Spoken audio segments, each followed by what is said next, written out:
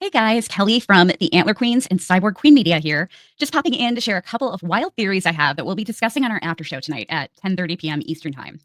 We're doing a joint stream with Sci-Fi Vision, and there's always a super active chat, and we take call-ins. It's always a ton of fun and lots of laughs, so I hope you'll come join us. But I wanted to share two of my wild theories that I will be discussing tonight.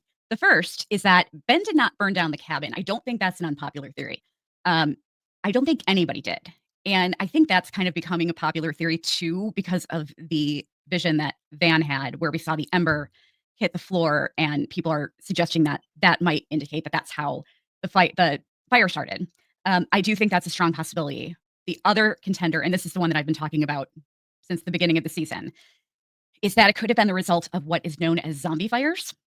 These are underground wildfires that are basically just burning all over Canada, and they can surface toward the end of winter. But it could also just be poor fireplace chimney maintenance.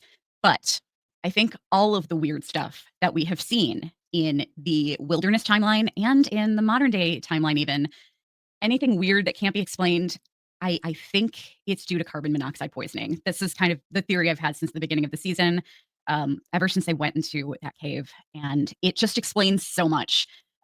It can cause lots of hallucinations, paranoia, etc., and it would explain why the bear was sick and why there was such a lack of wildlife and why the birds flew into it. So much can be explained. The only thing that I can't explain is Lottie not falling through the pit.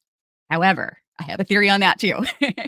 But when Melissa closed the fireplace flue in the adult timeline, this kind of sealed it for me. And I do think that she was actually trying to communicate with the wilderness.